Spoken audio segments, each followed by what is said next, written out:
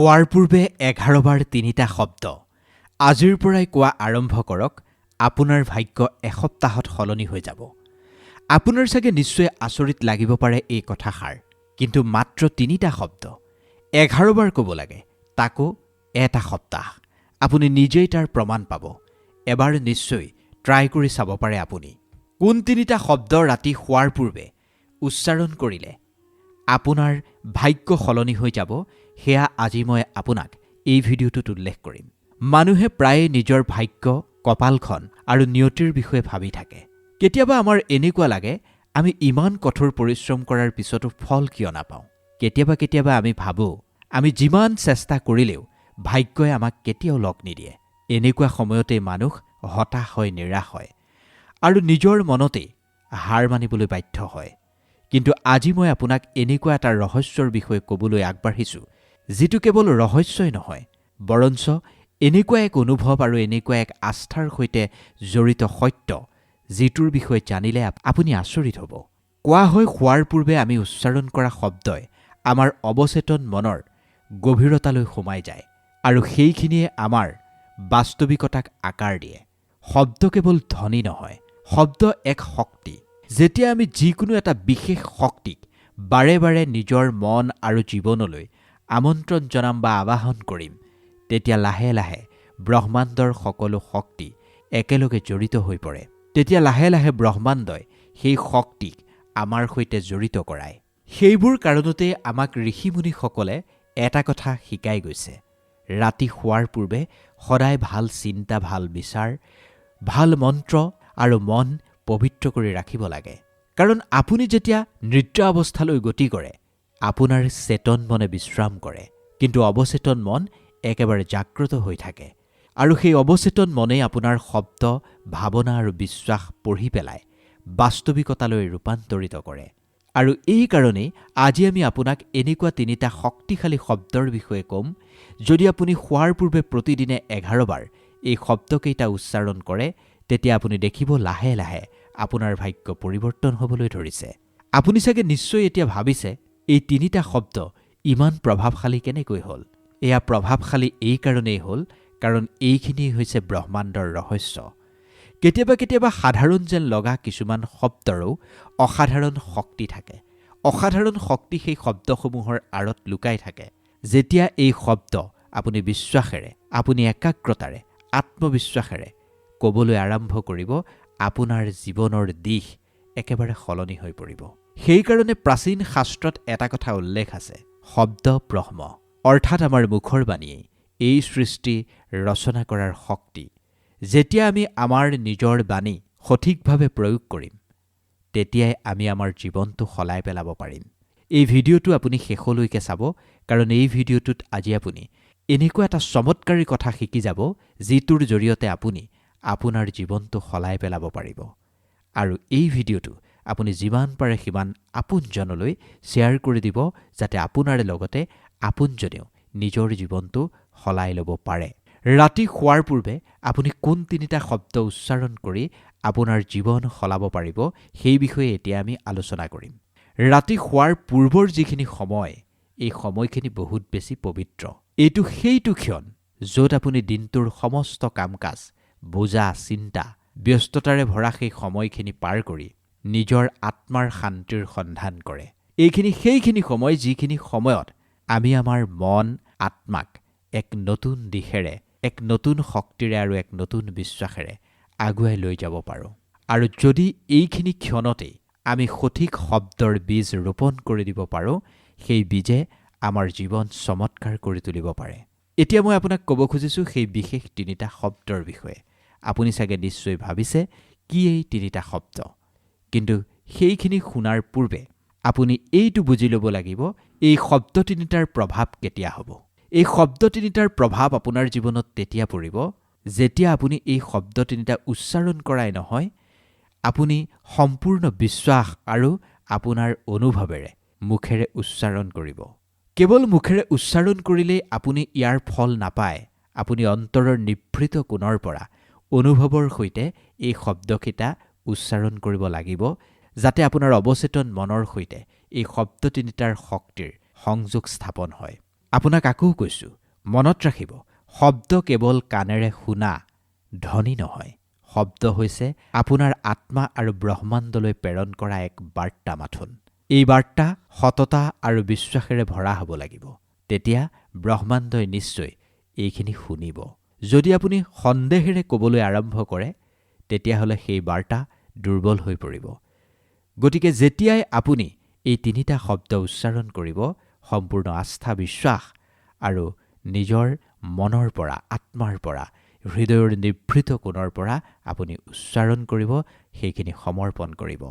এতিয়া কেৱল মাথো আপুনি এবাৰ কল্পনা কৰি দিয়ক, যেতিয়া আপুনি ৰাতি বিচনাত শুবলৈ যায়, গোটেই দিনজোৰা ব্যস্ততাপূৰ্ণ পৰিৱেশৰ অৱসান ঘটাই, সকলো ভাগৰ একাষৰীয়া কৰি যেতিয়া আপুনি বিচনাখনত নিজৰ সম্পূৰ্ণ শৰীৰটো পেলাই দিয়ে, চকুহাল যেতিয়া বন্ধ কৰি দিয়ে আৰু এটা দীঘলকৈ উশাহ লৈ যেতিয়া আপুনি নিজৰ মনটো শান্ত কৰিব বিচাৰে, সেইখিনি সময়তে আপুনি এই শব্দ তিনিটা উচ্চাৰণ কৰিব লাগিব। কাৰণ সেই সময়খিনি এনেকুৱা সময়, যিখিনি সময়ত আপুনি গোটেই দিনটোৰ নেতিবাচক কথাখিনি একাষৰীয়া কৰি ল'ব পাৰে। সেইখিনি সময়তে আপুনি ওঠেৰে সেই তিনিটা শব্দ উচ্চাৰণ কৰি 11 বাৰ ক'ব লাগে। আৰম্ভণিতে এইখিনি আপোনাৰ সামান্য যেন লাগিব পাৰে, কিন্তু যেতিয়াই আপুনি এইখিনি উচ্চাৰণ কৰি যাবলৈ আৰম্ভ কৰিব, ৰিপিট কৰিব, আপুনি নিজেই আপোনাৰ ভিতৰত এক অদ্ভুত শক্তিৰ অনুভৱ কৰিব। আপোনাৰ মনটো, আপোনাৰ অন্তৰখন, আপোনাৰ হৃদয়খন ইমান বেছি পাতল যেন লাগিব, আপোনাৰ এনেকুৱা লাগিব যেন এক অদৃশ্য শক্তি আপোনাক চাৰিওফালৰ পৰা আৱৰি ধৰিছে আৰু আপোনাৰ চাৰিওফালে যেন এক অদৃশ্য শক্তিয়ে আপোনাক পজিটিভিটিৰে আৱৰি ৰাখিছে। লাহে লাহে তেতিয়া আপুনি নিদ্ৰা অৱস্থালৈ গুচি যাব আৰু এই শব্দকেইটাই আপোনাৰ অৱচেতন মনৰ গভীৰতালৈ সোমাই যাব। আৰু যেতিয়া আপুনি ৰাতিপুৱা শুই উঠিব, আপোনাৰ অনুভৱ হ'ব আপোনাৰ ভিতৰত কিবা এক অদ্ভুত শক্তি আছে, সাহস আছে। আপুনি ভিতৰৰ পৰাই যে মানুহজন শক্তিশালী, আত্মবিশ্বাসেৰে যে আপুনি ভৰি পৰিছে, সেইখিনি আপুনি নিজেই অনুভৱ কৰিব পাৰিব। এইখিনি সেইখিনি চমৎকাৰ, যিখিনিক মানুহে ভাগ্য সলনি হোৱা বুলি কয়। ভাগ্য কোনো যাদুকৰী শক্তি নহয়, যিখিনি বাহিৰৰ পৰা কিবা এটা আহি সলাই দিব। ভাগ্য সেইখন হয়, যি আমাৰ অৱচেতন মনত লিখা থাকে, ধাৰণা আৰু বিশ্বাসেৰে যি গঢ়া হয়। আৰু যেতিয়াই আপুনি আপোনাৰ ধাৰণা সঠিক শব্দৰে সলাই পেলাব পাৰে, তেতিয়াই আপোনাৰ ভাগ্য সলনি হৈ যায়। এতিয়া আপোনাৰ মনত চাগে সৃষ্টি হৈছে, মন সলাই দিব পৰা, ভাগ্য সলাই দিব পৰা কি এই শব্দ তিনিটা? এতিয়া মই লাহে লাহে এই গভীৰ ৰহস্যৰ পৰ্দা উঠাম। এয়া কেৱল জনাৰ কথা নহয়, এয়া অনুভৱ কৰাৰ কথা। যদি মই আপোনাক পোনে পোনে তিনিটা শব্দৰ বিষয়ে কৈ দিওঁ, আপোনাৰ সেইখিনি সামান্য যেন লাগিব, আপুনি সেইখিনি অনুভৱ কৰিব নোৱাৰিব। ফলত কি হ'ব? আপুনি আজি শুনি কাইলৈ পাহৰি যাব। কিন্তু যেতিয়া আপুনি ইয়াৰ ৰহস্যৰ বিষয়ে জানিব, ইয়াৰ গভীৰতালৈ সোমাই যাব, তেতিয়া আপুনি কেতিয়াও পাহৰিব নোৱাৰিব। সেইকাৰণে আপোনাক মই ইয়াৰ ৰহস্য আৰু গভীৰতাৰ বিষয়ে বা গুৰুত্বৰ বিষয়ে প্ৰথমে কিছু কথা কৈ লৈছোঁ, যাতে জীৱনত আপুনি সেই তিনিটা শব্দ পাহৰি নাযায়। যিদিনা আপুনি এই শব্দ তিনিটাৰ শক্তি অনুভৱ কৰিব, যিদিনা আপুনি অনুভৱ কৰিব যে এই তিনিটা শব্দ কোৱাৰ কাৰণে আপোনাৰ ভাগ্যৰ পৰিৱৰ্তন হৈছে, সেইদিনাই আপুনি তিনিওটা শব্দৰ বাস্তৱিক শক্তি উপলব্ধি কৰিব পাৰিব। আমাৰ কথাতেই নকয় জানো, মানুহে যদি নিজৰ বিষয়ে প্ৰতিদিনে যিখিনি ভাবে, সেইমতেই মানুহজনে গ্ৰহ লয়। যদি আপুনি প্ৰতিদিনেই নিজকে দুৰ্বলী বুলি ভাবি থাকে, নিজকে দুৰ্বলী বুলি যদি কয়, তেতিয়াহ'লে আপোনাৰ অৱচেতন মনটোৱে সেইখিনিকেই মানি ল'ব আপুনি দুৰ্বল, আৰু আপোনাৰ জীৱনটো সেই অনুসৰিয়েই আগবাঢ়িব। কিন্তু যদি আপুনি প্ৰতিদিনে নিজকে শক্তিশালী বুলি ভাবি লয়, প্ৰতিদিনে যদি আপুনি নিজৰ সম্বন্ধে কিছুমান পজিটিভ কথা বতৰা ভাবি ল'বলৈ আৰম্ভ কৰে, লাহে লাহে দেখিব আপোনাৰ জীৱনটো পজিটিভ হ'বলৈ আৰম্ভ কৰিছে। সেইকাৰণে শোৱাৰ পূৰ্বে উচ্চাৰণ কৰিবলৈ কোৱা শব্দকেইটা বহুত বেছি গুৰুত্বপূৰ্ণ। আহক লাহে লাহে আমি সেই দিশেৰে আগবাঢ়োঁ, য'ত আমি জানিব পাৰিম এই তিনিওটা শব্দ কি হয়। কিন্তু শব্দ তিনিটা জনাৰ পূৰ্বে আপুনি আপোনাৰ অন্তৰ আৰু মগজুত এটা বিশ্বাস ভৰাই লওক, যেনেকুৱাই পৰিস্থিতি নহওক কিয়, ভাগ্যই আপোনাৰ বিৰুদ্ধাচৰণ যিমানেই নকৰক কিয়, ভাগ্যই আপোনাক একেবাৰে লগ নিদিলেও আপুনি অতি বিশ্বাসেৰে সদায় এই তিনিটা শব্দ উচ্চাৰণ কৰিব। আপোনাৰ জীৱনত সাংঘাতিক বেয়া চলি থকাৰ পিছতো যদি আপুনি বিশ্বাসেৰে এই তিনিওটা শব্দ উচ্চাৰণ কৰি ৰেগুলাৰলি গৈ থাকে, আপোনাৰ ভাগ্য খুব সোনকালেই পৰিৱৰ্তন হ'ব। মনত ৰাখিব, ইউনিভাৰ্ছে সদায় আমাৰ শক্তিটোহে চিনি পায় আৰু সেই শক্তি আমাৰ শব্দৰ পৰা সৃষ্টি হয়, উৎপন্ন হয়। সেইকাৰণে আমি আমাৰ মুখৰ শব্দ কেতিয়াও সাধাৰণ বুলি ভাবিব নালাগে। যদি আপুনি নিজেই নিজক কয়, মই এজন বিফল মানুহ, মই এজন ব্যৰ্থ মানুহ, এই শব্দখিনিয়ে ব্ৰহ্মাণ্ডৰ ওচৰ পায়গৈ। কিন্তু যদি আপুনি নিজকে সদায় শক্তিশালী বুলি ভাবে, মই জিকিমেই বুলি ভাবে, তেতিয়া সেই শব্দই ব্ৰহ্মাণ্ডৰ ওচৰ পায়গৈ আৰু সেই নিয়মেৰে আকৰ্ষণ হয়। এই নিয়মেই হৈছে কৰ্মৰ নিয়ম আৰু এই নিয়মেই হৈছে জীৱনৰ নিয়ম। ইতিমধ্যে আপুনি চাগে বুজিব পাৰিছে, হোৱাৰ পূৰ্বে মই উচ্চাৰণ কৰিবলৈ কোৱা এই তিনিওটা শব্দ কিয় ইমান শক্তিশালী। এই তিনিওটা শব্দই কেনেদৰে আমাৰ অৱচেতন মনৰ গভীৰতালৈ গৈ আমাৰ ভাগ্যৰ আকাৰ দিয়ে, সেয়া নিশ্চয় চাগে আপুনি বুজিব পাৰিছে। তিনিওটা শব্দ আপুনি 11 বাৰ উচ্চাৰণ কৰাৰ পূৰ্বে আপুনি এইটো বুজি ল'ব লাগিব, ব্ৰহ্মাণ্ডই কোনটো ভাষাত ভালদৰে বুজিব পাৰিব আপোনাৰ মনৰ অৱস্থাটো। ব্ৰহ্মাণ্ডই কেৱল আমাৰ ভাষা, আমাৰ কথা বতৰা বা আমাৰ শব্দখিনিয়ে নুশুনে। ব্ৰহ্মাণ্ডই কেৱল আমাৰ শক্তিখিনিক চিনে আৰু সেই শক্তি আমাৰ বিচাৰধাৰাৰ পৰা ওলায় আৰু সেই বিচাৰৰ ৰূপ দিয়াৰ কাম কৰে একোটা শব্দই। ইয়াৰ অৰ্থ সুস্পষ্ট। শব্দ হৈছে এনেকুৱা এটা মাধ্যম যাৰ জৰিয়তে আমি আমাৰ শক্তিক এটা দিশেৰে আগুৱাই নিম। যদি আমাৰ শক্তিখিনি পজিটিভ হয়, তেতিয়া আমাৰ শব্দখিনিও পজিটিভ হ'ব আৰু সেইখিনিৰ প্ৰভাৱ আমাৰ জীৱনত যেতিয়া পৰিব, তাৰ পৰা আপুনি পজিটিভ ৰূপ এটাই দেখিবলৈ পাব। যদি আমাৰ শক্তিখিনি নেতিবাচক হয়, তেতিয়া আমাৰ শব্দও নেতিবাচক হ'ব আৰু আমাৰ জীৱনতো নেতিবাচক প্ৰভাৱ পৰিব, অৰ্থাৎ সমস্যাৰ সৃষ্টি হ'ব। সেইকাৰণে ঋষি মুনিসকলে সদায় আমাক এটা কথাই শিকাইছে, সদায় মানুহে নিজৰ অন্তৰত পজিটিভ ভাৱ এটা লৈ থাকিব লাগে।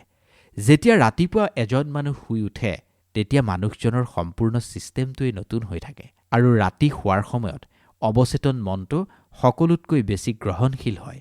সেইকাৰণে ৰাতি শোৱাৰ পূৰ্বে উচ্চাৰণ কৰা শব্দসমূহ ৰাতিপুৱালৈ অৱচেতন মনে বীজৰ দৰে অংকুৰিত কৰি পেলায়, গজালি মেলে মানে। এবাৰ মাথো কল্পনা কৰক, যদি ৰাতি শোৱাৰ পূৰ্বে আপুনি উচ্চাৰণ কৰে, মোৰ জীৱনটোত একোৱেই ভাল চলি থকা নাই, মই চাৰিওফালে বিফল হৈছোঁ, তেতিয়া সেই শব্দকেইটাৰ বীজ আপোনাৰ ভিতৰত এনেকৈ ৰোপণ হ'ব, আপুনি ৰাতিপুৱা শুই উঠি একেবাৰে উদাস ভাৱ এটাত থাকিব। আপোনাৰ এনেকুৱা লাগিব চাৰিওফালে যেন কেৱল শূন্য। কিন্তু ৰাতি শোৱাৰ পূৰ্বে যদি আপুনি কয়, মোৰ জীৱন চাৰিওফালে পজিটিভ, মই সলনি হৈছোঁ, মোৰ ভিতৰত এনেকুৱা এক শক্তিৰ সৃষ্টি হৈছে যিটোৰ জৰিয়তে মই মোৰ ইপ্সিত লক্ষ্যৰ দিশে আগবাঢ়িছোঁ, মাইণ্ডটো পজিটিভ হৈ যাব আৰু আপোনাৰ ভিতৰত এনেকুৱা এক পজিটিভ বীজ ৰোপণ হ'ব, ৰাতিপুৱা শুই উঠিলে আপোনাৰ নিজেই আত্মবিশ্বাস ভৰি থাকিব, মনটো আত্মবিশ্বাসেৰে ভৰা হ'ব। তাৰ পিছত গোটেই দিনটোৰ সময়খিনি আপোনাৰ পক্ষতেই থাকিব। এতিয়া মই আপোনাক সেই তিনিটা শব্দৰ বিষয়ে ক'ম। আচলতে শব্দ নহয়, এয়া এক শক্তি যি সাধনাৰ ওপৰত আধাৰিত। সেই তিনিটা শব্দ হৈছে ধন্যবাদ, ক্ষমা আৰু প্ৰেম। আপুনি ঠিকেই শুনিছে, এই তিনিটা শব্দ হৈছে ধন্যবাদ, ক্ষমা আৰু প্ৰেম। এই তিনিওটা শব্দই আপোনাৰ জীৱনৰ ভৱিষ্যত সলাই দিব পাৰে। আপুনি চাগে নিশ্চয় ভাবিছে, ইমান সাধাৰণ এই শব্দ তিনিটাই কেনেকৈ জীৱনত সাংঘাতিক পৰিৱৰ্তন আনিব। কিন্তু ৰহস্যটো সেইখিনিতেই। জীৱনৰ আটাইতকৈ ডাঙৰ পৰিৱৰ্তন এই শব্দকেইটাই আনিব পাৰিব। জীৱনৰ পৰিৱৰ্তন আনিবলৈ কোনো ডাঙৰ গধুৰ বস্তুৰ প্ৰয়োজন নাই। জীৱনৰ পৰিৱৰ্তন সৰলতাৰ পৰা হয়। এতিয়া এই তিনিওটা শব্দ যে ক'লোঁ মই, ধন্যবাদ, ক্ষমা আৰু প্ৰেম, এই তিনিওটা শব্দ অলপ বিস্তাৰিত ৰূপত বুজি লোৱা হওক। ধন্যবাদ। সকলোতকৈ প্ৰথমে এই শব্দ আপুনি উচ্চাৰণ কৰিব লাগিব, এয়া হৈছে কৃতজ্ঞতা, যিখিনি শক্তিৰ সৈতে জড়িত। যেতিয়া আপুনি ৰাতি শোৱাৰ পূৰ্বে 11 বাৰ ধন্যবাদ ক'ব, আপোনাৰ অৱচেতন মনে এইটো বাৰ্তা পাব, আপুনি আপোনাৰ জীৱনত যিখিনি লাভ কৰিছে সেইখিনিৰ কাৰণে আপুনি কৃতজ্ঞ। কৃতজ্ঞতা এনেকুৱা এক শক্তি যিখিনি আপোনাৰ জীৱনলৈ অধিক সুযোগ, অধিক সুখ আৰু অধিক সমৃদ্ধি টানি আজৰি আনিব পাৰে। যেতিয়া আপুনি মানুহজন কৃতজ্ঞ হ'ব, তেতিয়া আপুনি নাই নহ'ব এনেকুৱাৰ পৰিৱৰ্তে আপুনি মানুহটো সম্পন্ন হৈ থাকিব, সম্পন্নতাৰে ভৰা হ'ব আৰু ব্ৰহ্মাণ্ডই সকলোবোৰ বস্তু আপোনাৰ ফালে আকৰ্ষণ কৰিব। দ্বিতীয় শব্দটো হৈছে ক্ষমা। এই শব্দটো বেলেগ এজনৰ কাৰণে নহয়, বৰঞ্চ নিজৰ কাৰণে। দিনৰ দিনটোত আমি জানি অজানিতে বহুখিনি নেতিবাচক কথা বতৰা, নেতিবাচক কৰ্মকাণ্ডৰ সৈতে জড়িত হৈ পৰোঁ। কেতিয়াবা কাৰোবাৰ সৈতে কাজিয়া হয়, কেতিয়াবা ইচ্ছা নথকাৰ পিছতো কাৰোবাক বেয়াকৈ ক'ব লগা হয়, আৰু কেতিয়াবা কাৰোবাৰ কথাত আমাৰ প্ৰচণ্ড খং উঠে, আৰু কেতিয়াবা আমি নিজেই অসন্তুষ্ট হৈ পৰোঁ। যদি আমি এই সকলোবোৰ অনুভৱ মনতেই লৈ, হৃদয়তেই লৈ শুই যাওঁ, তেতিয়া এই নেতিবাচক কথা বতৰাখিনিয়ে আমাৰ অৱচেতন মনত থিতাপি ল'ব, আৰু লাহে লাহে সেইখিনি আমাৰ আত্মাৰ কাৰণে বোজা হৈ পৰিব। কিন্তু তাৰ বিপৰীতে যদি আপুনি ৰাতি শোৱাৰ পূৰ্বে আপুনি 11 বাৰ ক্ষমা উচ্চাৰণ কৰে, তেতিয়াহ'লে আপুনি আপোনাৰ অন্তৰৰ পৰা সেই বোজা নোহোৱা কৰি দিব পাৰিব। ক্ষমাৰ অৰ্থ হৈছে দিনটোত আপুনি সেইজনক ক্ষমা কৰি দিছে যিজনে আপোনাক দুখ দিছিল। দিনটোত আপুনি সেইজনৰ পৰা ক্ষমা বিচাৰিছে যিজনে আপোনাৰ পৰা দুখ পাইছিল। আপুনি নিজকে ক্ষমা কৰি দিছে, আৰু যদি এই ক্ষমাখিনি কৰিব পাৰে, তেতিয়াহ'লে ৰাতিটো আপুনি শান্তিৰে শুব পাৰিব। এই ক্ষমাই আপোনাৰ মন একেবাৰে পাতল কৰি পেলাব, আৰু ৰাতিপুৱা শুই উঠি আপুনি অনুভৱ কৰিব আপোনাৰ অন্তৰত থকা, হৃদয়ত থকা সেই বোজাটো একেবাৰে পাতলি গৈছে। তৃতীয় শব্দটো হৈছে প্ৰেম। এই শব্দ আটাইতকৈ শক্তিশালী। প্ৰেম সেইখিনি শক্তি যিখিনিয়ে কেৱল মানুহকেই একগোট নকৰে, বৰঞ্চ ব্ৰহ্মাণ্ডকো এক সূত্ৰৰে বান্ধি ৰাখে।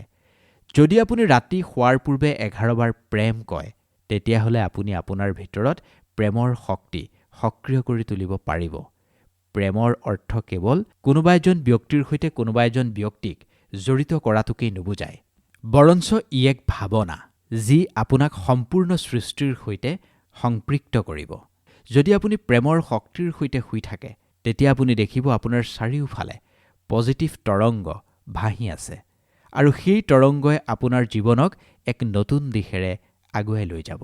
এতিয়া কেৱল মাত্ৰ এবাৰ কল্পনা কৰক, যদি আপুনি প্ৰতিদিনে ৰাতি শোৱাৰ পূৰ্বে এই 3টা শব্দ ধন্যবাদ, ক্ষমা, প্ৰেম 11 বাৰকৈ উচ্চাৰণ কৰে, তেতিয়া আপোনাৰ অৱচেতন মনে কেনেকুৱা এক শক্তিৰ বীজ অংকুৰিত কৰিব। প্ৰথম আপুনি কৃতজ্ঞ হ'ব, তাৰপিছত আপুনি ক্ষমা কৰিব, আৰু শেষত প্ৰেমেৰে পৰিপূৰ্ণ হৈ আপুনি শুই পৰিব। এই 3 ভাৱনাৰ মাজতেই জীৱনৰ মূল মন্ত্ৰখিনি লুকাই আছে: কৃতজ্ঞতা, ক্ষমা আৰু প্ৰেম। যদি এই 3টা ভাৱনা আপোনাৰ ভিতৰত আছে, নিশ্চিতভাৱেই আপোনাৰ ভাগ্যখন সলনি হ'বই। আপুনি কেৱল বুজি লওক, এই 3টা শব্দ কেৱল শব্দৰ প্ৰয়োগতেই সীমিত থকা উচিত নহয়। যেতিয়া আপুনি ধন্যবাদ উচ্চাৰণ কৰিব, তেতিয়া আপুনি নিজৰ মনতেই সেইখিনি শক্তিক স্মৰণ কৰিব যিখিনিৰ কাৰণে আপুনি সঁচাকৈয়ে কৃতজ্ঞ। সেয়া লাগিলে আপোনাৰ পৰিয়ালেই হওক, আপোনাৰ স্বাস্থ্যই হওক, আপোনাৰ সৰু সৰু সুখবোৰেই হওক। যেতিয়া আপুনি ক্ষমা বুলি ক'ব, সেইসকল মানুহৰ কথা আপোনাৰ মনলৈ আহিব লাগিব যিসকলক আপুনি অন্তৰৰ পৰাই ক্ষমা কৰিছে।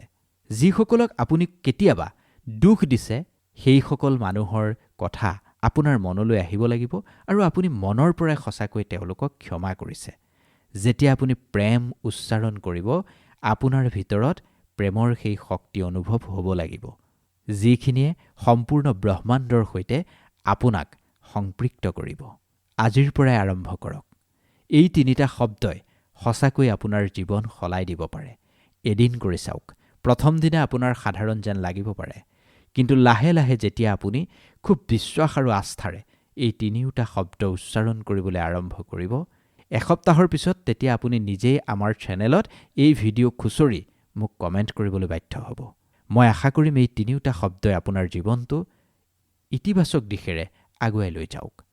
ভিডিঅ'টো কোন স্থানৰ পৰা চাই আছে আমাক জনাবলৈ নাপাহৰিব। ভিডিঅ'টো সন্দৰ্ভত আপোনাৰ মতামত আমাক কমেণ্ট কৰি জনাব। যিমান পাৰে সিমান ভিডিঅ'টো শ্বেয়াৰ কৰিব, আৰু এনেকুৱা ধৰণৰ ভিডিঅ' নিয়মিত পাই থাকিবৰ কাৰণে আমাৰ চেনেলটো এবাৰ ছাবস্ক্ৰাইব কৰিব। ধন্যবাদ।